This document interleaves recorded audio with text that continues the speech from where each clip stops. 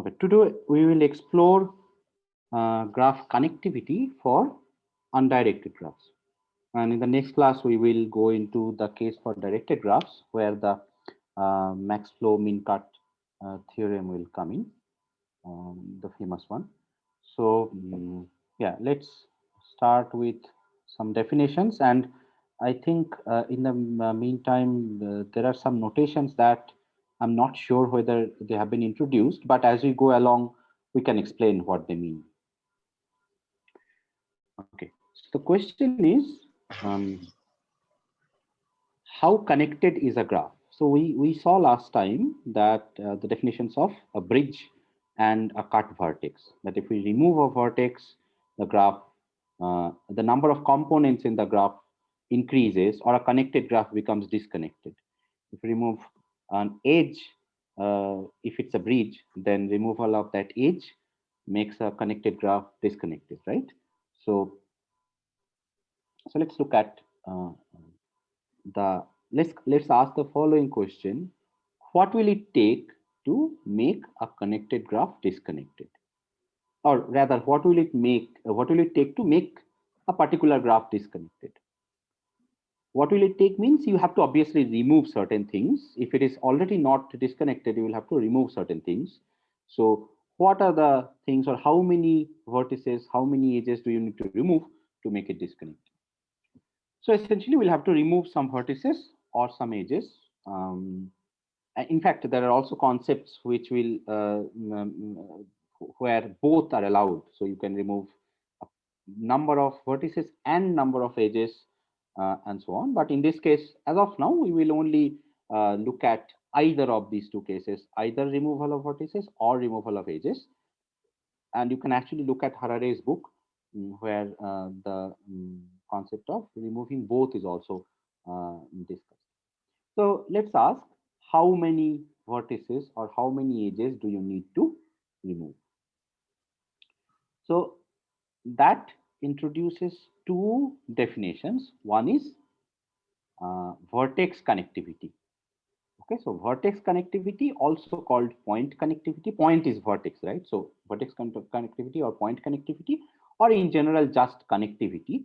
Okay, kappa, we can say kappa is kappa of G in the context of a graph, is the minimum number of vertices whose removal would make G disconnected or trivial. Okay, so let's ask, so what about this graph? What about this graph? How many vertices do you need to remove to make it disconnected? Zero. Zero, right? So in this case, obviously, kappa would be zero. Okay. Anyway, so let's go through the definitions. The other definition is edge connectivity. We can denote it by lambda. So the lambda of a graph G is the minimum number of edges whose removal will make G disconnected or trivial. So in both of these cases, we say G is K connected. So here we don't really need to say K vertex connected, that is implied. So when you say K connected, it means the vertex connectivity. We talk about the vertex connectivity. So if we say G is K connected, if kappa of G is at least K, that means we need to remove at least K vertices. Okay, we need to remove at least K vertices to make it disconnected. And in case of edge, we say G is K edge connected if lambda G is at least K, right? So in this case, obviously, you already said that the kappa is 0. What about the lambda? Lambda is 0 too, right? I mean, you don't really need to do anything to the graph. It is already. So that is not our interesting case. We will henceforth only look at connected graphs. Uh, so what about this graph? Here you can say this is a vertex and this is a separate edge, this is a separate edge, okay? What about this graph? How many vertices do you need to remove to make it disconnected? One. One, right? Okay.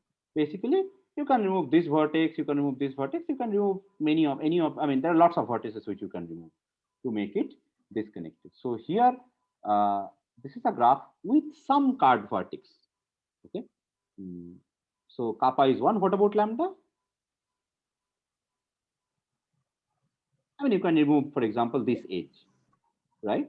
There are lots of bridges here, right? So there are lots of bridges here. It's not a tree, but there are lots of bridges on this graph. So lambda is also 1. What about this one? So this is actually the, have I drawn all the edges? Oh no, I have forgotten to draw this one.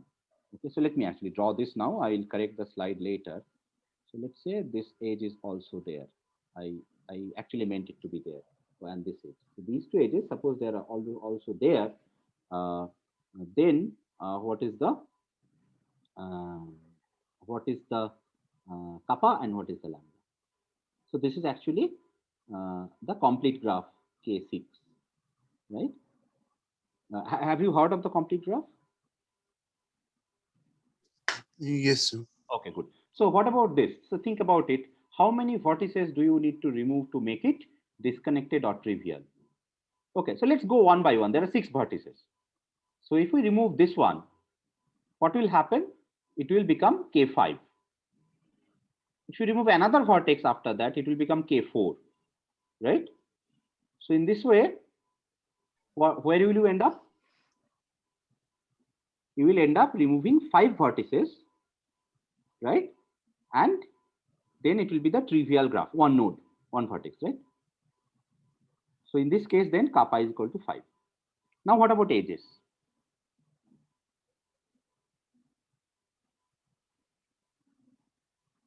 So some 5 would be 5.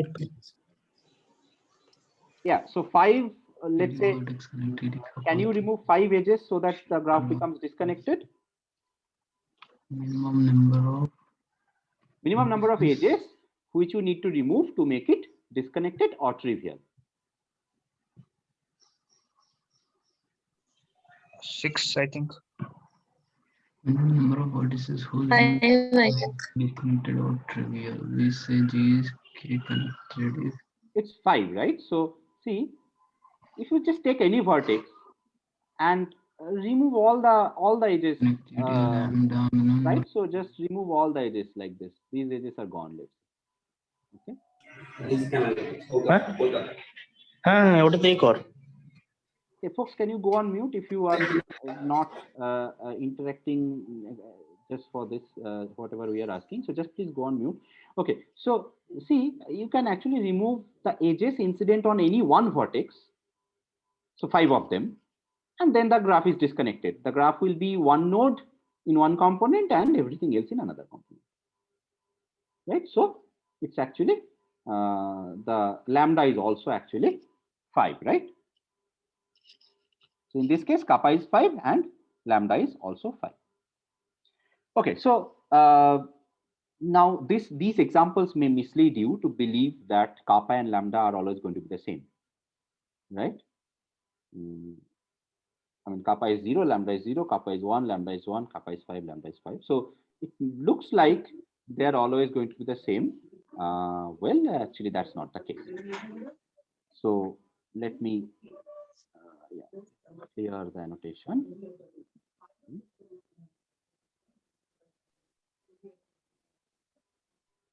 Okay, so what we actually have is a theorem by Whitney, which says for any graph, the kappa of G is less than equal to lambda of G is less, and that is less than equal to delta of G, where delta is the minimum degree of a vertex in G.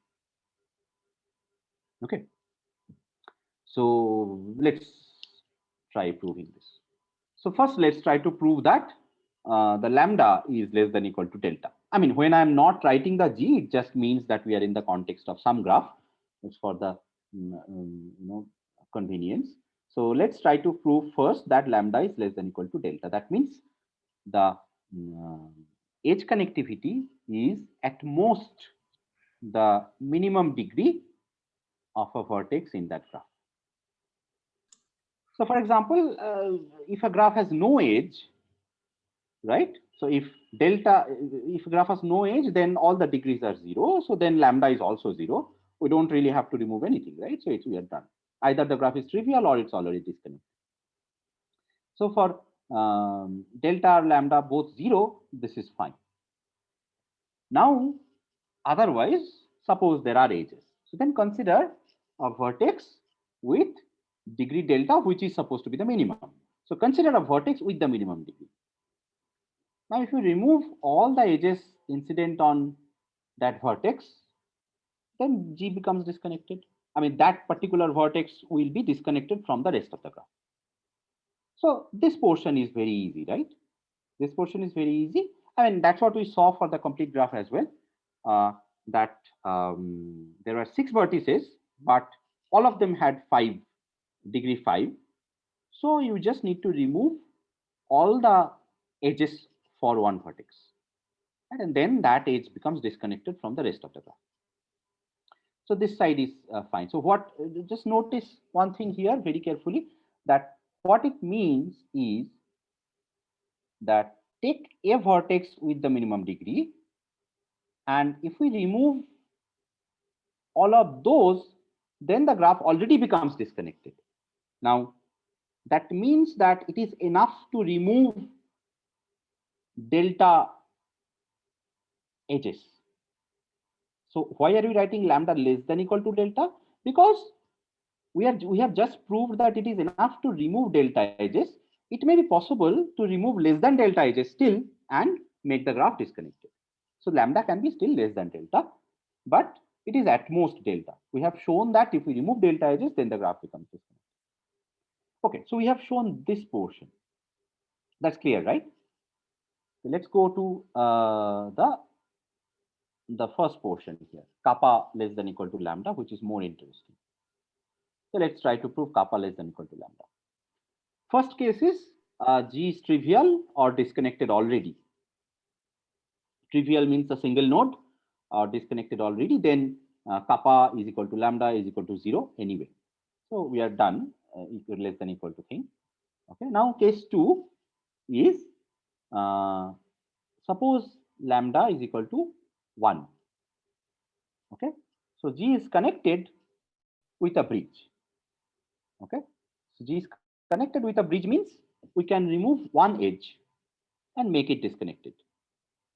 So then lambda is equal to 1. Then what we have to show is kappa is also at most 1. So then kappa is 1 as well, because take that bridge that you are removing, right? Or take any bridge if there are more than one bridges. Removing one of the vertices of that bridge will make the graph disconnected or trivial, right? In case G is already just in case G is already just this graph.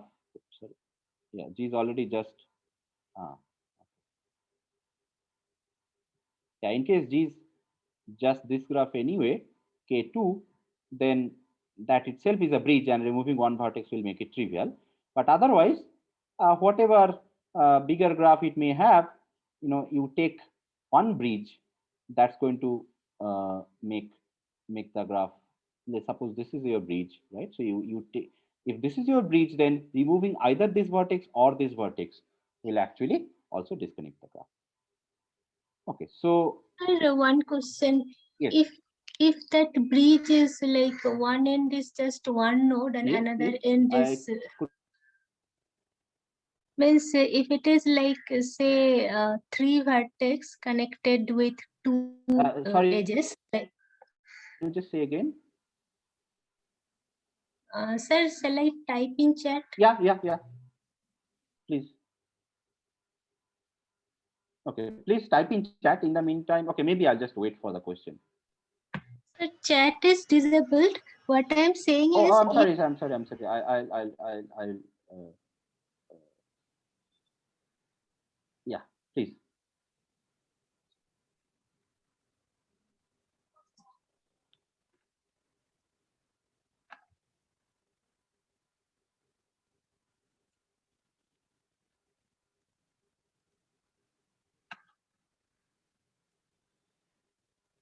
Okay, so the question is, if it is a chain with 3 vertices and remove one of the n vertex. No, so the thing is, oh, okay. If you remove one of the n vertex, then the graph is not disconnected. Yes, that is true. So right. So this I need to then actually correct this slightly, removing. So just take these two cases. So if it's a chain with two vertices, then we are trivially done. If it's a chain with, let's take care of the situation that there are three vertices with one bridge, right? So basically the three vertices means, or basically any long graph, what you are saying is that if the last one is the bridge, right? If whatever, I mean, maybe it's a long graph, but only this edge is the bridge, right? So then, yeah, then removing this vertex will not work, but removing this vertex will work. Okay, so that's basically the point. So removing one of them at least will work. So that's the correct argument. Okay, so let's go forward. Now, these two are the cases where G is connected with one bridge, but then let's take the case where lambda is greater than 2. So lambda is 0 and lambda is 1 are covered. Then removal of lambda edges will make G disconnected. That's what we know. We have to show that removal of lambda vertices will also make the graph disconnected. So now, if removal of lambda edges make G disconnected, then if we keep removing them and stop at lambda minus 1, so the removal of lambda minus 1 of those edges will make G a connected graph with a bridge UV, right? Okay, and then for each of the earlier lambda minus 1 edges, okay, we can choose vertices different from U and V and remove them, right? Because as the previous edges were removed, UV were not part of any of you. None of those edges were UV, but UV could be the endpoint of U or V could be the endpoint of one of those edges. So we can, for each of those edges, we could choose the vertices different from U and V and remove them. Then UV still survives. Okay, UV as well as the edge UV still survives. Okay. Now removal of these vertices removes all of those lambda minus 1 edges at least. But since you are removing vertices now, right? So it may actually remove more than that, which may mean that G is already disconnected. In that case, kappa will be less than lambda. Otherwise, if G is still not disconnected, then like the case lambda is equal to 1, we will remove U or V accordingly, and then kappa will be equal to lambda. So what we have shown is that kappa is less than equal to lambda less than equal to delta, right? So now let's actually, we have shown the inequality and we have seen examples of equality, right? We have seen in examples where kappa equal to lambda equal to delta, right? So we know the inequality is tight. Now let's see an example where we actually have strict inequality. So let's look at this graph, okay? And what is kappa? So kappa, you can remove these two, right? You can remove these two vertices and then kappa is equal to 2. What would be lambda? 3. Yeah, lambda is 3, right? You will have to remove these 3 edges. So lambda is 3. And what is delta? Delta is 4 in this case. So all the vertices have degree 4 at least. Okay, so so that's a graph where it demonstrates strict inequality for kappa, lambda, and delta. And in fact, Harare and Chatrand showed that you can, so given any 3 integers a, b, c, okay, with a smallest and then b and then c, right? As chosen numbers for kappa, lambda, and delta, you can construct, there exists a graph with kappa is equal to a, lambda is equal to b, and delta is equal to c. We'll not try to prove this, but so basically, which means that this result that we have seen here, it's actually quite meaningful. The graphs exist with this equality being, I mean, you can choose A, B, C, kappa, lambda, and delta to be anything. Maintaining this condition, it can be also equal, or there can be, I mean, two of them equal, one of them unequal, and all that. Okay, so now let's go into the concept of cut, but cut and separating sets. And before going there, let us recall, we have already introduced this a bit in the previous class. So cut point or cut vertex and bridge. So remember the definition that a cut point is a node, a vertex. If we remove it, it becomes disconnected. So essentially, if G has a cut point or cut vertex, then kappa is less than equal to 1. We know that removing that will make the graph disconnected. I mean, now we are only in the context of a connected graph. We are thinking all along regarding connected graph, because we are trying to measure how much connected the graph is. Here often I will not mention that it's a connected graph, but it's actually mentioned, it's actually assumed. And similarly, bridge is the same thing. Again, if G has a bridge, then lambda is less than equal to 1. Okay, so that was fine, that we already saw. Now let's generalize the concept of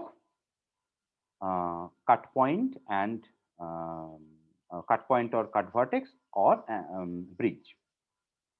So what we have seen is how many vertices do you need to remove. So that is in terms of number, right? So if one vertex need to be removed to make it disconnected, then kappa is equal to 1, and one such vertex is called a cut point or cut vertex.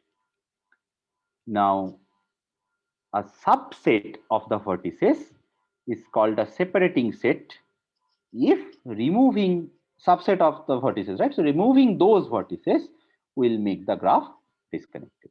So it is just generalizing from one vertex cut point to a set of vertices. So that's a separating set. And if U and V are two disjoint components in this disconnected graph, right? G minus S, remove S, G will become disconnected. So G minus S is disconnected. If U and V are two disjoint components, then for every U in U and V in V, that means in the two components, we can also say that S separates U and V. So not only that, so for example, here U and V, right? So if we remove this vertex and this vertex, the graph will be disconnected, where U will be in one part, V will be in another part. Then this set of vertices actually separates U and V. That means if you take them away, you cannot go from U to V. And similarly, a set of edges, a subset of the edges, right, is called an edge cut if G minus F is disconnected. So basically, you means that you remove those edges, then the graph will be disconnected. It's just from a bridge, it is the generalization of bridge. So edge cut is generalization of a bridge. So in general, a cut is a partition of the vertices into two subsets U and V. Okay, so any partition means disjoint, and the union will be the actual number, actual vertices, right? So exact partition into two vertices, two sets of two subsets U and V. Edges across the partition will make an edge cut, or we also call it a cut set. So let's look at this. So here S1, S2, if these two are two vertices, then a separating set is S1, S2, right? S1, S2, it's a separating set of size 2, right? This disconnects the graph into two components. This is one component, and this is one component. In fact, these two vertices are gone, so this component will have only this much, and this component will have this much. It also separates the vertices U and V. Okay, it also separates the S, the set S also separates the vertices U and V. And similarly, these three edges, right? These three edges will form an edge cut. Okay, F equal to, let's say, XYZ. I think I have not written XYZ here, so let's actually write that. So this is X, this is Y, and this is Z. Okay. So if these three are the XYZ three edges, then this XYZ is an edge cut of the graph into two components. Clear? It's just the definition, and that's all pretty simple, I guess. Okay. So let's move on. Yeah. So then we'll study the Menger's theorem today. And so the Menger's theorem and the Max-Flow mean-cut theorem are actually very similar. One will follow from the Menger's theorem will actually follow from the other one, but we'll prove Menger's theorem completely independently today. And later on, when we are done with the Max-Flow mean-cut theorem, you will see that Menger's theorem can be obtained from that as well. So the statement is the following: let U and V be two. Let U and V be two non-adjacent vertices of a connected graph G. Then the minimum number of vertices separating U and V is same as the maximum number of vertex disjoint paths U to V. Basically, disjoint paths U to V from U to V. Now, there are some notations here. So let me just tell you, I have not defined them in the slides, but U arrow V with a star means there can be any number of vertices in between. So it's not one edge. Okay. So it means that it's a path. So just the notation, the star means that it's a path where I could probably have U here, and then some other node, some other node, some other node, some other node, whatever, dot dot dot, and then a V. Okay. It also can be one edge. That's fine, but it's basically a path. And yeah, so that's the notation. Now, what this theorem means again is that if we have two vertices which do not have an edge between them to start with, so they are non-adjacent to start with, and the graph is connected, then what do you need to separate these two vertices? You need to remove some vertices. We are only talking about the vertex form of this theorem. So we need to remove some vertices to separate U and V in the graph. Now, the minimum number of vertices you need to remove to do that, okay, will be the maximum number of, same as the maximum number of vertex disjoint paths U to V from U to. Vertex disjoint means these paths are completely disjoint from each other. There is no vertex in common. All right. So that will be the maximum number of vertex disjoint paths from U to V. So intuitively, if you think about it, all that it means is, so if you think about, obviously that's not going to be the proof, but in the picture, if you can get some intuition, and then we'll go into the proof, and the proof is actually a bit lengthy. So the vertex disjoint paths, these are vertex disjoint paths. In this case, there are 5 of them. I mean, of course, the graph could be much bigger, but in this case, suppose, let's say that there are 5 vertex disjoint paths from U to V. Now, obviously, you can remove some vertex here, and maybe you can remove this here. So from each of these paths, you can remove one vertex, and then that will separate. So if you remove 4 of them, that's not enough, because U and V are still connected. Right? So you can actually remove 5 of them. Right? Okay. So that's intuitively, that's what it means. Now, but obviously, the picture is drawn ridiculously in a ridiculously easy way. So we have to actually prove this formula. Okay, so let's do that. So the proof goes as follows. Let K be the number of vertex disjoint paths from U to B. Okay, and let S, a subset of the vertices, be a set of vertices which separates U and V. Okay. Now, every path from U to V must visit S. Why? Because by definition, S separates U and V. So if there is some path from U to V which does not go through any vertex of S, then you can go ahead and remove S, but that path will still be there, right? Removing S means only removing those vertices and the edges adjacent to those vertices.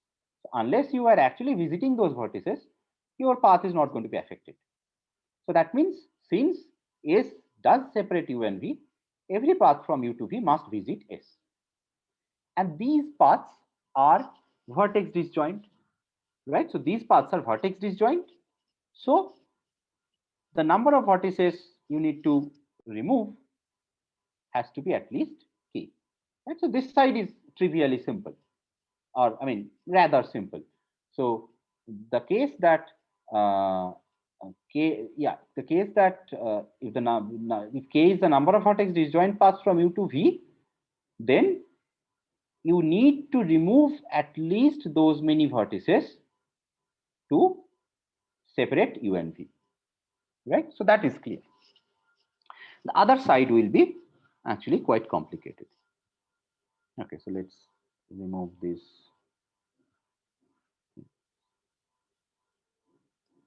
Okay. So the converse.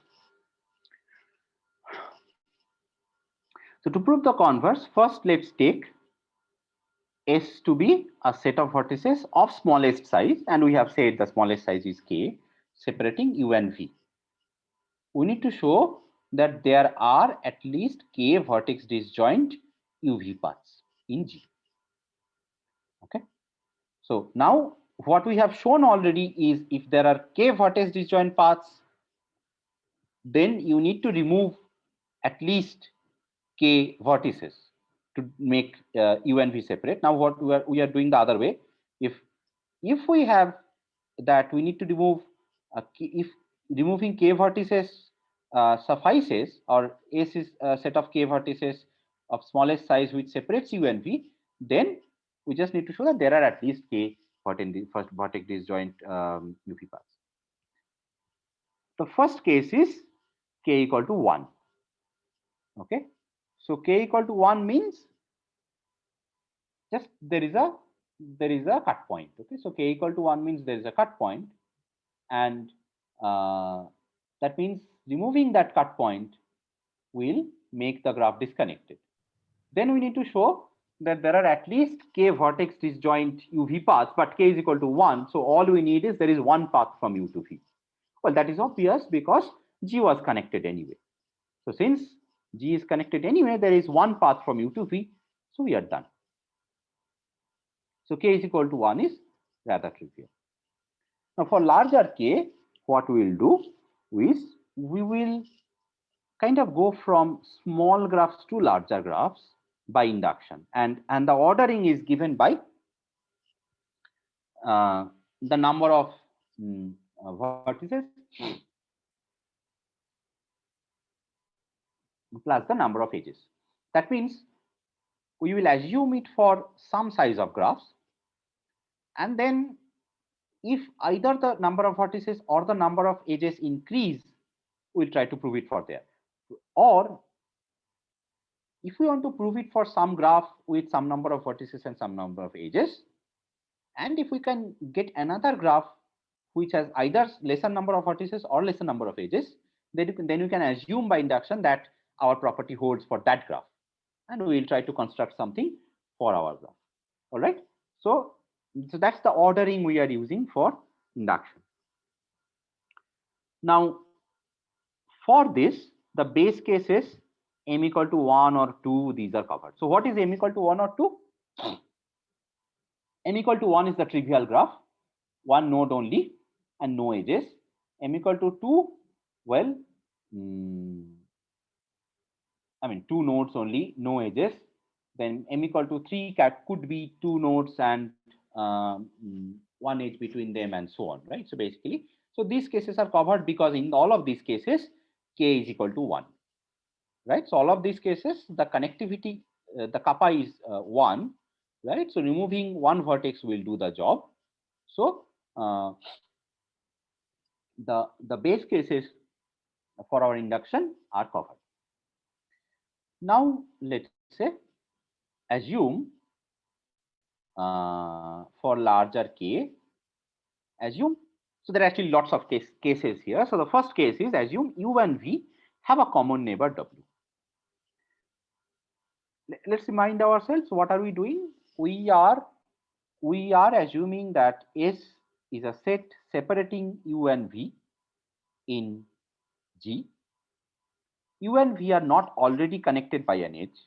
They are non-adjacent. So that is the part statement of the theorem anyway. Then we need to show that there are at least k vertex disjoint UV paths in G. So now the first case is U and V have a common neighbor W. Okay, this picture. So something like, I mean, the graph is of course bigger, but U and V have a common neighbor W. Then for any set which separates U and V, W must be part of the set. Why? Because if W is not part of the set, then UWV, that path will remain. So UV will not be separated. So for any separating set which separates U and V, W has to be part of this set. Now consider S minus W with respect to the graph G minus W. So let's take W out of the equation. So, and let's think about the graph G minus W. And let's think about what happens. I mean, what does S minus W do to that graph? And what does it do to U and V? Now, obviously, S minus W will then be a separating set for U and V in G minus W, right? Because S is a separating set for U and V in G, and W was part of it. Even if we remove it, we have removed W from G also. So S minus W will be a separating set for U and V in G minus W. Now, G minus W is a graph of smaller size. Why? I have reduced the number of vertices. So G minus W is a graph of smaller size, right? And S has size, S minus W is of size K minus 1. So G minus W has a separating set of size K minus 1. And then we have assumed by induction that Menger's theorem holds for graphs of size smaller than K, right? I mean, we are so small, sorry, not smaller than K, graphs of size smaller than what we are considering right now. So by induction hypothesis, there are K minus 1 vertex disjoint paths from U to V in G minus W. Okay. So there are so many paths already. Now, if we add the W back and add this path UWV, then we have K disjoint paths. Why is this new path disjoint from the others we are already considering? Because W was not a part of the scene here, and UVW is just this much, right? So UVW. So you have K disjoint path. Is this this part of the proof clear?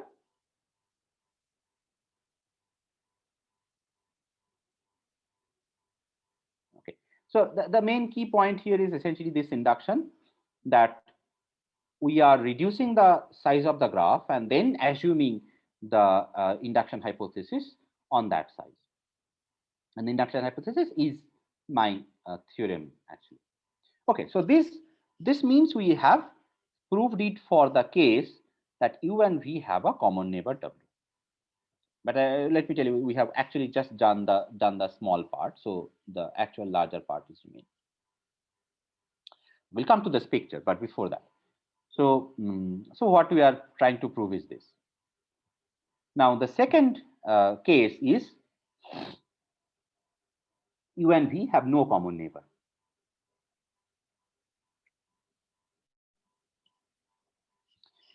Now, let's okay. So before going into here, let me actually just have you looked at the concepts of neighborhood? I mean, we are already talking about common neighbor and so on, so that is pretty obvious. Common neighbor means a node which is adjacent to both, right?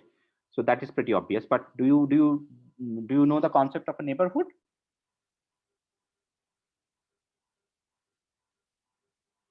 Hello?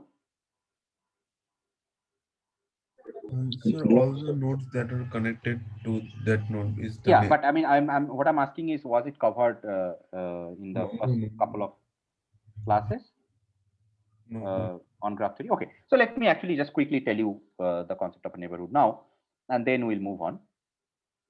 So, okay, so how to do that? Let's, yeah, I think it's easiest to do it in the following way.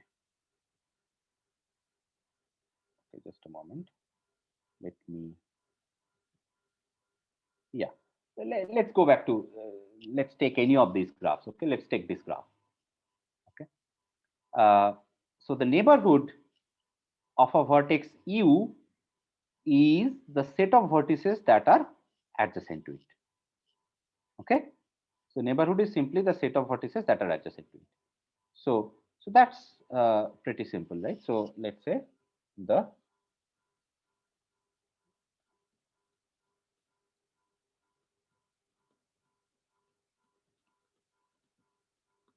okay, so that's fine. Now the more interesting part is, and this we actually we can denote it by, or we denote it by this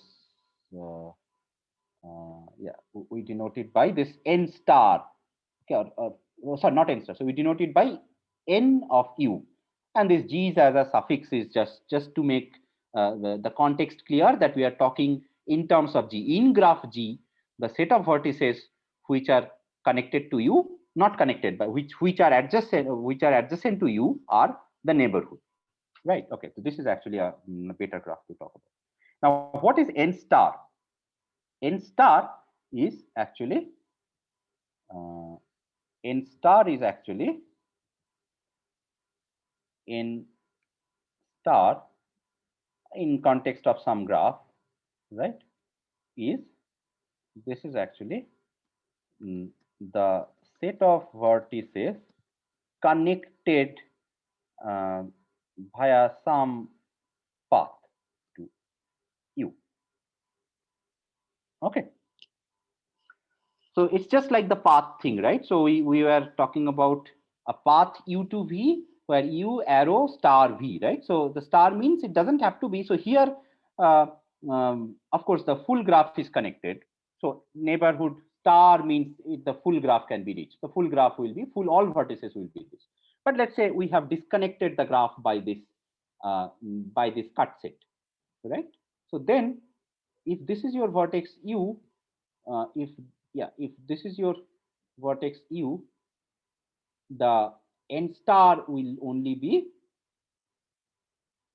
this much if you have disconnected the graph already by removing these edges, right? So got the point? So n star and the neighborhood basically. Okay, so now let's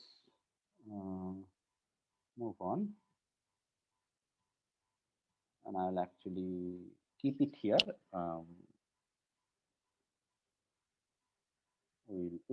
I'll put it in somewhere in the slide later on to maybe just as a notation. All right, so what we're doing was, okay, let's start that slideshow again.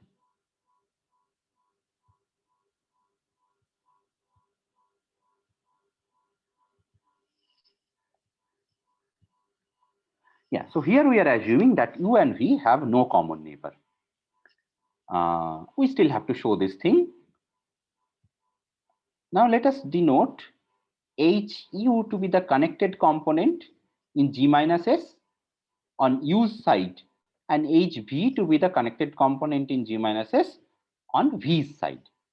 That means on whatever can be reached from U is HU, right? So n star of U in the context of G minus S, you have already removed the S vertices from G. So n star G minus S of U is HU, and HV is n star G minus S V. Is this clear what we mean by HU and HV?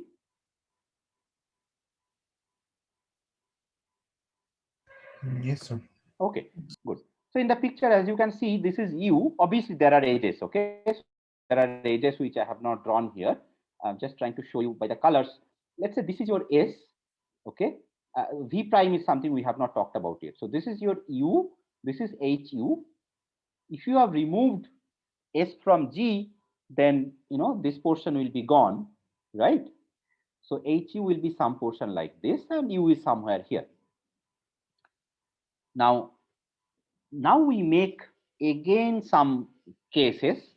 The first case is this separating set S. It is not a subset of neighborhood of U, or not a subset of neighborhood of V, which means that not all of S are neighbors of either U or V. Okay. So what would happen if S is a subset of neighborhood of U? That means whatever neighborhood here, by the way, neighborhood is not n star, right? Here it is just direct neighborhood, right? So just one hop neighborhood. So that means that the S can contain some vertices which are adjacent to U, but not all of S are adjacent to U. And not all of S are adjacent to V as well. So both of these. Okay. So first case is this, and then later on we'll see the cases where they are actually subsets.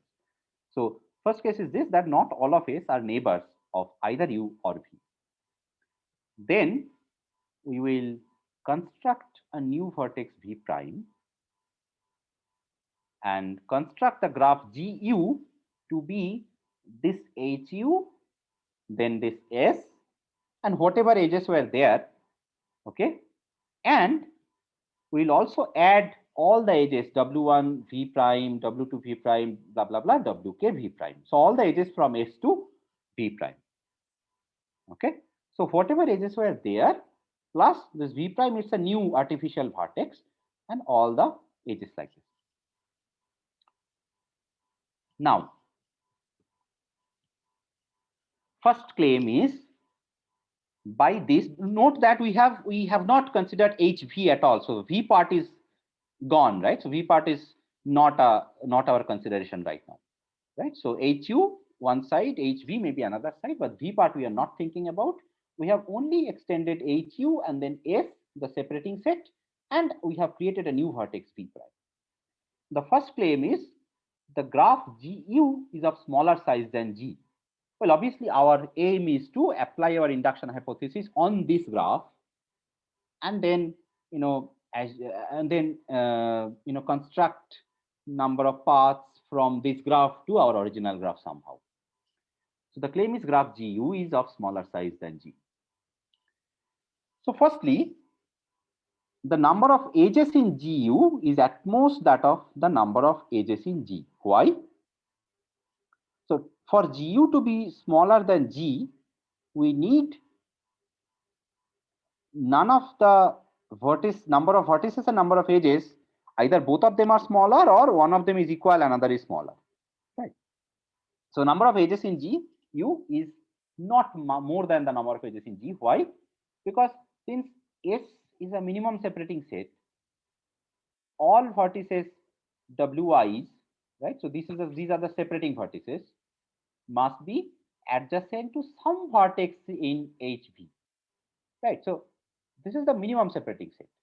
So that means if you do not remove any of these vertices, you will have a path from U to V, right? So our V is somewhere, right? So our V, which is a part of the original, okay, sorry, that's a bad way of writing, which is a part of our original graph is somewhere. Now, and similarly, our HV will also be, HV, yeah, I think this is fine. Yeah, HV, we can actually write something like this, right? So HV is also something like this. Now, so S is a minimum separating set. So all these vertices must be adjacent to HV, the connected component of V. because otherwise this would not be a minimum separating set.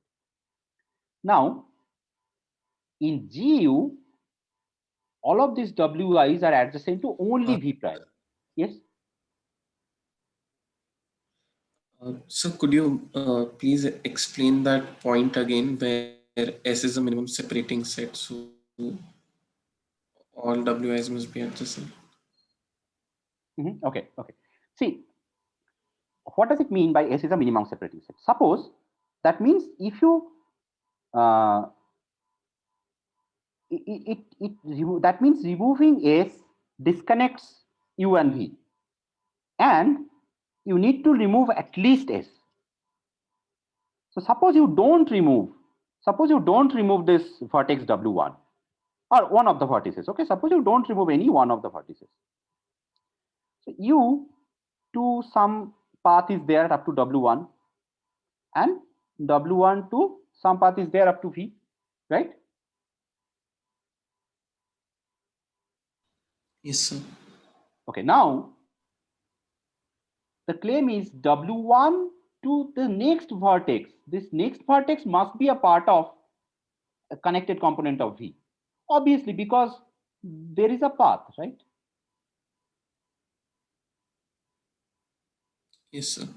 Okay, so that's why all the vertices, maybe my drawing, okay, I should have really, drawn this vertex should be, I should draw it here so that it looks better. So W1 must be connected to some vertex of connected component of V, because that's how the path was there originally. So then what we have is all vertices Wi's must be adjacent to some vertex of HV.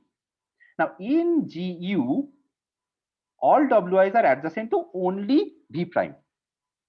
I mean, other than the left side, other than the HU part, all Wi's are adjacent to only V prime, giving rise to K extra edges after HU union S, after this block.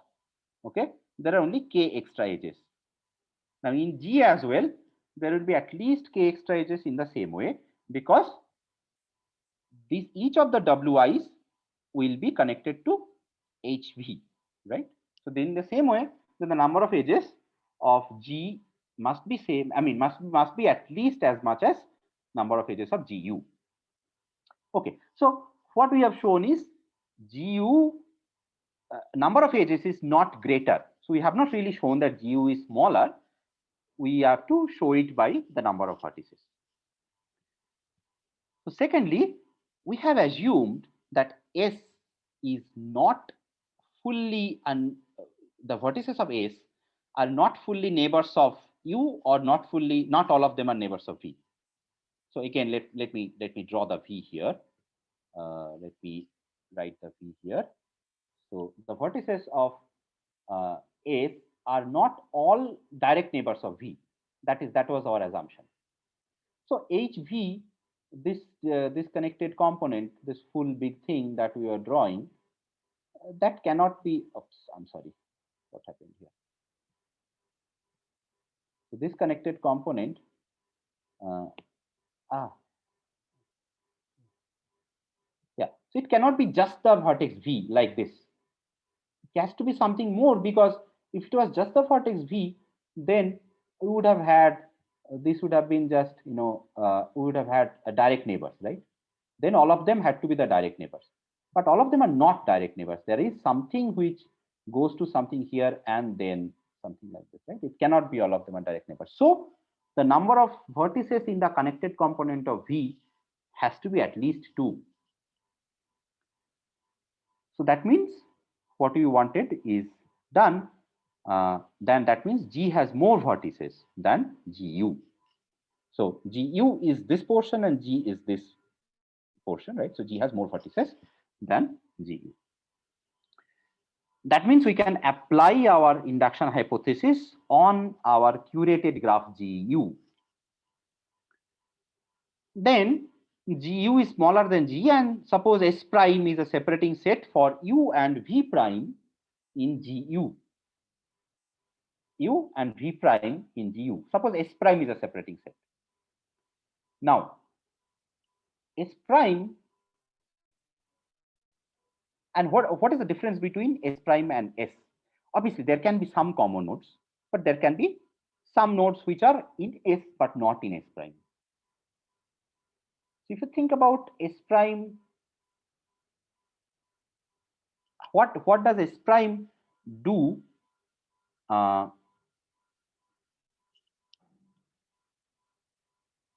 Okay, so what I actually meant here is this is written in a slide.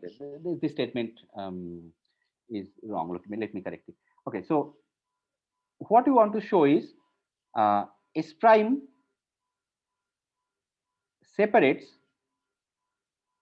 will separate all these W's from U, where W is in S minus S prime, because otherwise U will remain connected to V prime.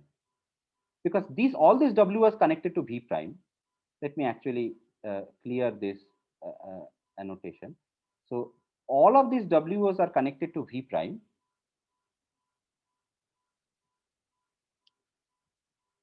All the W's will separate all the W's from U. That's what we mean here.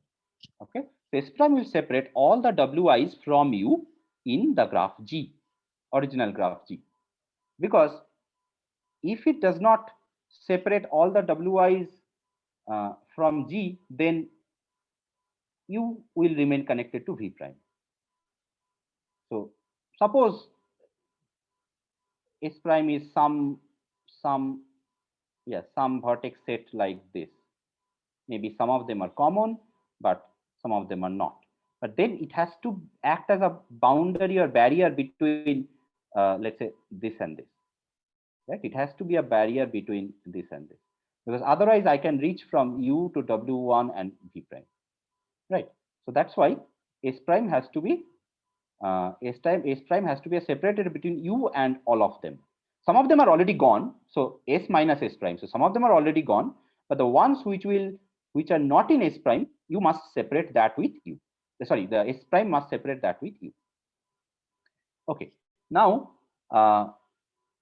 that means since S prime separates these W's from U, S prime also separates U from V, because V was only connected.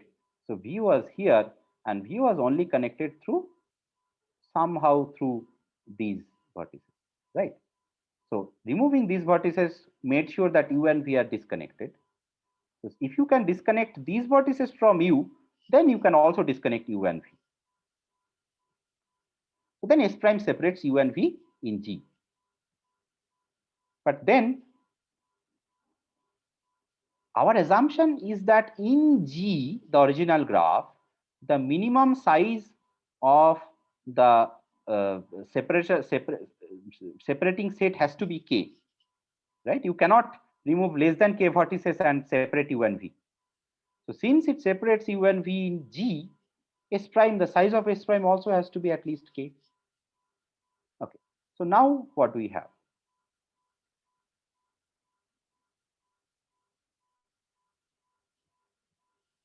So then we have S prime separates U and V prime in GU, and S prime, the size of S prime is at least K. And S prime also separates U and V in G. So by induction hypothesis, S prime separates U and V prime in GU. GU is smaller than G. So we can apply the induction hypothesis. There are K disjoint paths from U to V prime in GU. Now, all of those paths must use the Wi's, because V prime is only connected to these vertices. So if you have to have K disjoint paths to V prime, you have to utilize all of these vertices. And there are exactly K of them. So all of those paths must use the Wi's. So all of these paths U to Wi are disjoint in HU minus V prime. That means U to Wi's, if you don't consider the V prime here, all of these paths must be separate. So basically it means that there is some path like this, and I'm drawing them as arcs to make, to tell you that there are actually longer paths. Okay, so they must all be disjoint. They cannot be common paths. Okay, so that means that all of this, there are so many k disjoint paths from U to these W's. Now, what did we do? We initially took the separating set and then we based our arguments centering around U. But we can do the same set of arguments on V, right? We can do the same set of arguments on V. I mean, simply put V here and U there, right? And similarly, we can also arrive at the conclusion that there are k disjoint paths from Wi's to V. So that means again there will be, okay, again there will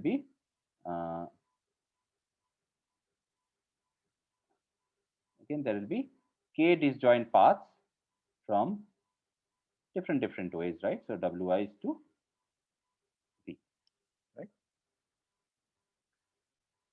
So then we can actually construct k disjoint paths from U to V in the way for I equal to, for I equal to 1 to k, U W1 V, U whatever long path you have, then to W1 and then to V and so on, right? So you can actually construct your k disjoint paths from U to V.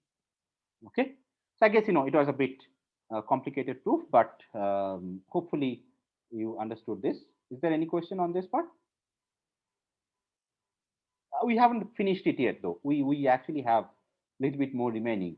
What is remaining is this portion.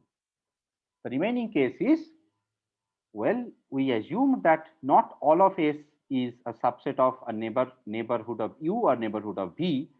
So the remaining as a case that we need to consider is, well, let it be a subset of one of the neighborhoods. Okay, so let it be a subset of one of the neighborhoods and then let's see what happens.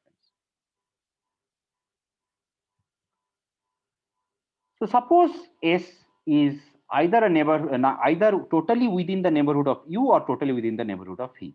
That means either all the separating set vertices are U's neighbor or V's neighbor. Okay, here I think I shouldn't really have this V prime anymore in this slide. Just take this, don't consider this picture right now. So I should remove the V prime from this slide. Anyway, so then what happens? So let's say if S is a complete, the full S, the vertices are neighbors of U, then we have assumed U and V have no common neighbor because we have proved that case separately. So since U and V have no common neighbor, if all of S are neighbors of U, then none of them can be neighbors of V. And similarly, the other way, if all of S are neighbors of V, then none of them can be neighbors of U. Now let P be a shortest path from U to V in the following way: E an edge, F another edge, and Q is a long path. So E is Ux to some vertex X, F is some XY, and Q is the rest of the path Y to V for some vertices X and Y.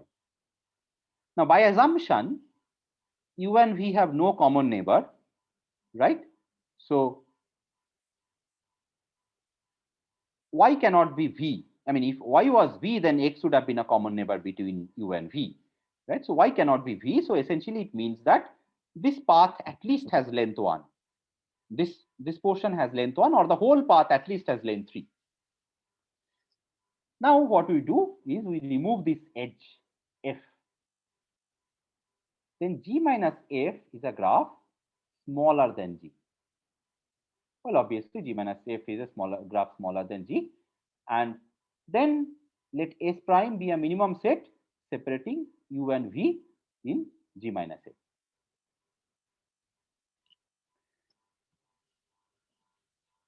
Let's consider what can be the size of S prime. S prime, if it is greater than equal to, if the size is greater than equal to K, then we have K disjoint U to V paths in G minus F. That is because of our induction hypothesis, because G minus F is a smaller graph.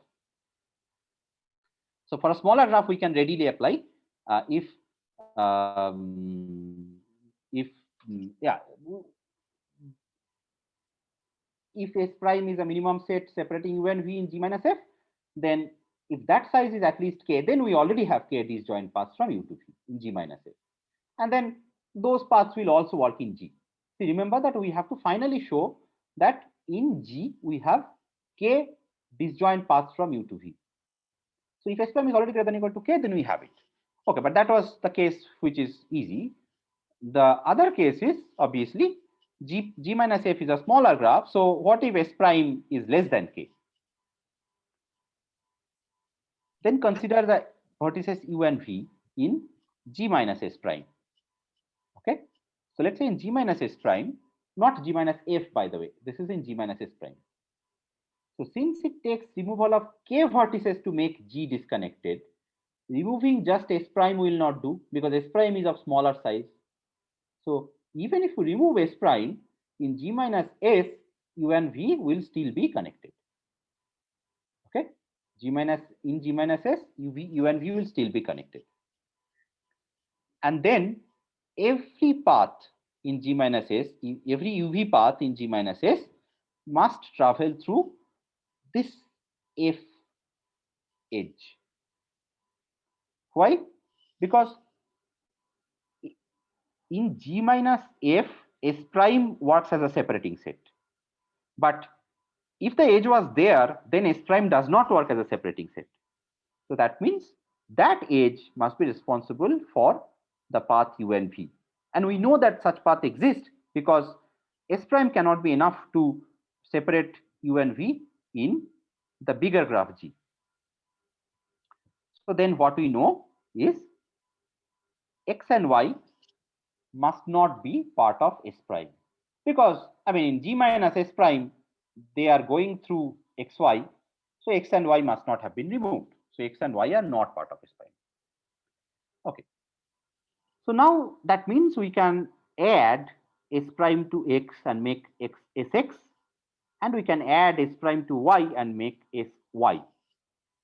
Both of them will then have size 1 larger, right? S prime with one more vertex, S prime with one more vertex. So both sets will be of size K. And now both of these sets will also separate U and V in the original graph. Now, but our assumption is that Sy should be completely in the neighborhood of V. And since Y is not in the neighborhood of U, Sy has to be this size has to be, I mean, and Sy is a separating set of size K, so minimum separating set. So Sy has to be completely in the neighborhood of V. Similarly, this one, Sx, must be completely in the neighborhood of U because X is not in the neighborhood of V. So Sx, by our assumption, has to be totally in the neighborhood of one of U and V. So it must be in the neighborhood of U. Now, what is the relationship between Sx and Sy? Well, they are pretty much same except one node. So that means all vertices of S prime other than X and Y are adjacent to both U and V. Sx is totally in the neighborhood of U, Sy is totally in the neighborhood of V, but that cannot happen unless they have nothing in them, right? So unless the X and Y are the only uncommon vertices. So, but we have covered the base cases already. So that means for all vertices S prime other than X and Y, they're all adjacent to U and V, and that's a contradiction. So then what we have shown is that S prime is not less than K. Or in other words, what we have already here is that S prime is greater than or equal to K, then you already have K disjoint paths. So that essentially concludes the proof of Menger's theorem. Let me go back to the statement.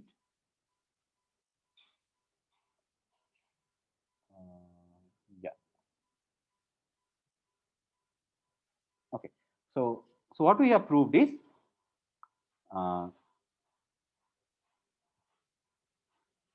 if U and V are two non-adjacent vertices, the minimum number of vertices you need to separate U and V is the maximum number of vertex disjoint paths u to v. I mean disjoint paths in the form of u to v. Okay, so in the next class, what we are going to do, we are going to look at a very similar result in case of a directed graph, and we'll call it a network. So we'll call it a network, and we'll call one of them a source, another of them a sink. And we'll consider how much flow can be sent. Okay, so with the each of the edges will also have some weight or capacity. So how much flow can be sent from the source to the sink or destination. And we'll see, essentially it will be very similar to this statement that the maximum flow will be equal to the minimum size of the current. Okay, so that's it for today. I just wanted to ask you. Okay, so let me first finish the class, and then we'll discuss on that. So any question on this? I think towards the end, some of you might have lost me, and I don't know whether some of you might have lost me because there are no more questions. But I would say, go through the proof once more, and hopefully we'll get it. There was a little bit of a mistake here. Where was that? Yeah, this portion, right? So I'll it separates all from you. Let me just correct that. Okay. I will upload the materials on the classroom. Okay, if there is no more question, then let me stop the recording.